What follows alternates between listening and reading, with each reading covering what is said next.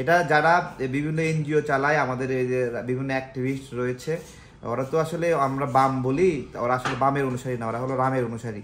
ঠিক আছে, এই জন্য ওই ইন্ডিয়ার সুরে কথা বলে। আমি রামের অনুসারীও বোঝাতে চাচ্ছি না, আমি সরি, এটা হলো ওরা হলো ভারতের অনুসারী। ঠিক আছে, ভারতের অ্যাডভোকেসি করে, ওইখান থেকে সন্ত্রাসী গোষ্ঠীগুলো পৃষ্ঠপোষকতা করে। এইখান থেকে আমাদের এই এনজিওর বিভিন্ন প্রতিনিধি আসে না, বিভিন্ন আপনার হলো যুগব্যাপী বর্ষিয়ান বিভিন্ন রাজনৈতিক কর্মী আছে। ঠিক আছে, এমন এমন ভাব দেখায় দুনিয়ার তাবৎ জ্ঞান তার মধ্যে ভর করছে। তো এগুলো আমাদের সাথে শয়তানি করতেছে, পাহাড় নিয়ে এরকম স্লোগান দিচ্ছে, পাহাড়ে সেনা হটাও, পাহাড়ে সেনা হটাও। সেনা তোমার কামড় দিচ্ছে, তুমি সেনা হটাও বলো। পাহাড় সেনাবাহিনী আমাদের কি ক্রাইম করছে?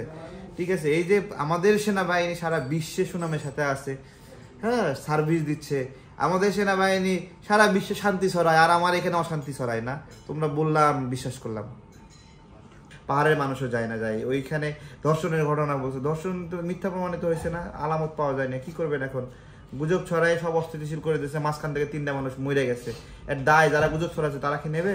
নেবে না ওরা। পাহাড়ের সমস্যা আওয়ামী লীগ, বিএনপি এগুলো না, এগুলো ভারতীয় ষড়যন্ত্র। ঠিক আছে, সব সরকার, আওয়ামী লীগ থাকা অবস্থায় পাহাড় স্থিতিশীল রাখার চেষ্টা করছে না, তার দায় ছিল না, সেটা রাখছে। এখন অন্য সরকার তারও দায় থাকবে। রাজনৈতিকভাবে বিভিন্ন মত বিরোধ আপনার হলো বিভিন্নভাবে বিভিন্ন জন লাভবান হয়, কাকতলীয় হবে, কিন্তু এটা একটা আপনার হলো দীর্ঘমেয়াদী ভারতীয় প্ল্যান, আন্তর্জাতিক প্ল্যান, যেই প্ল্যানে আমাদের ক্ষতি করার একটা বিষয় রয়েছে। পাহাড়, এখানে ধর্মভিত্তিক একটা চর্চা আছে। পাহাড়ে দেখেন, এই পাহাড়ে গত 50 বছরে, এই দুই ধরি, গত 50 বছরে শত শত চার্চ হয়েছে না? তাহলে এখানে শত শত মসজিদ কেন হলো না? পাহাড়িদের আদি ধর্ম কবে থেকে খ্রিস্টান ছিল, তাই না? তারা তো মূর্তি পূজা করতো, দেবদেবীর পূজা করতো, প্রকৃতির পূজা করতো, তাদের নিজস্ব ধর্ম জাতিগোষ্ঠী আছে। চাকমাদের একরকম, সাঁওতালদের একরকম, গারোদের একরকম, তারপরে ত্রিপুরা, মারমা, ম্রো, তাদের এক এক বম সম্প্রদায়, এক এক রকম ধর্ম আছে। সেই ধর্মগুলো বাদ দিয়ে এখানে এতগুলো মানে এইভাবে অন্য ধর্মে কনভার্ট হচ্ছে কিভাবে? সেটা কি মুসলিমরা আগ্রাসন চালাচ্ছে? আমাদের এই অঞ্চলটা মুসলিম টেরিটরিতে ভাগ হলেও, মুসলিম জাতীয়তাবাদের ভিত্তিতে ভাগ হলেও, আমরা কিন্তু সেই জায়গাতে কট্টর থেকে এরকম কারোর উপর কোনো কিছু কখনো চাপায় দেইনি, কখনো চাপাই দিই না। আমরা শুধু বলছি যে একটা পরিচয় তোমরা সবাই ধারণ করো, যে আমরা সবাই বাংলাদেশি। আমার বাংলাদেশি হতে সমস্যা নাই, তোমার বাংলাদেশি হতে সমস্যা। আমি তোমাকে বাঙালি হতে বলি নাই, এমনকি বলছি চাকমাদেরকে বাঙালি হও, আমরা সাঁওতালদেরকে বলছি বাঙালি হও না। বাঙালি হওয়া জরুরি না, বাংলাদেশি হন।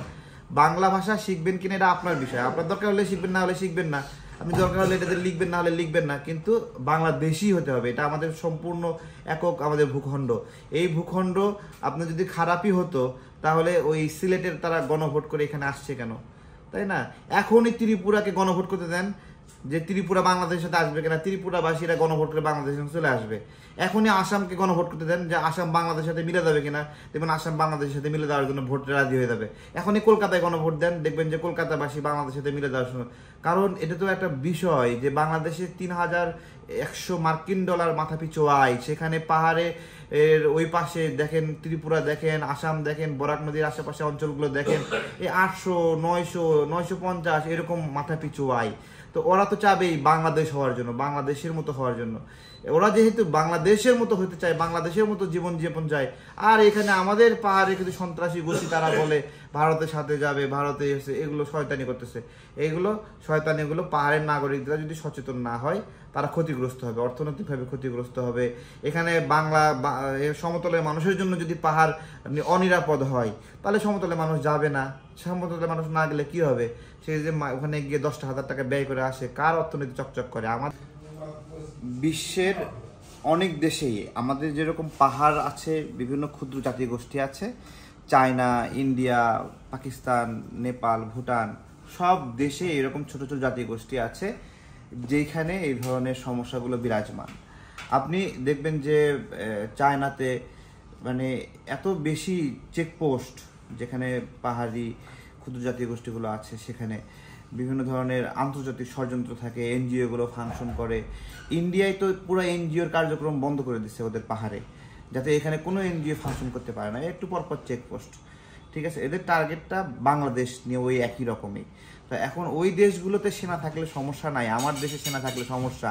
হ্যাঁ, ওরা সেনা চেকপোস্ট দিয়ে তাদের নিয়ন্ত্রণ করতেছে। আমাদের এখানে সেনা চেকপোস্ট থাকলেই সেনা হটাও, ঠিক আছে। এবং এগুলোর বেশিরভাগ প্রশিক্ষণ এই যে ত্রিপুরা আমাদের পার্শ্ববর্তী দেশ সেখান থেকে হচ্ছে, তারা সেখানে পৃষ্ঠপোষকতা করছে। বিষয়টা এইরকম, এই পাশে আসে, একটা আকাম কুকাম করে আবার ওখানে চলে যায়।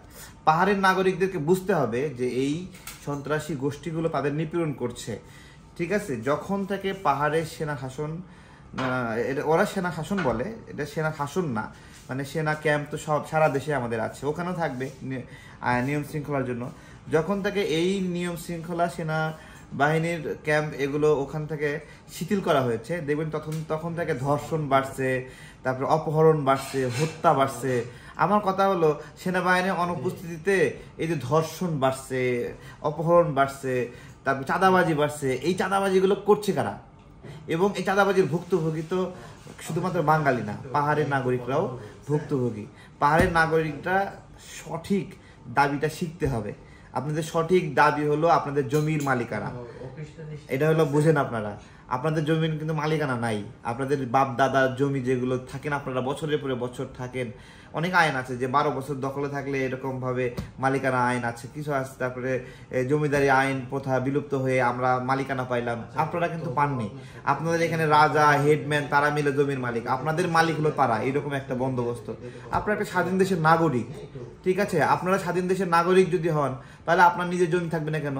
আপনারা কখনো এই জিনিসটা নিয়ে কথা বলেননি। ভয় পাচ্ছেন, ভয় পাইলে কখনো স্বাধীনতা পাবেন না।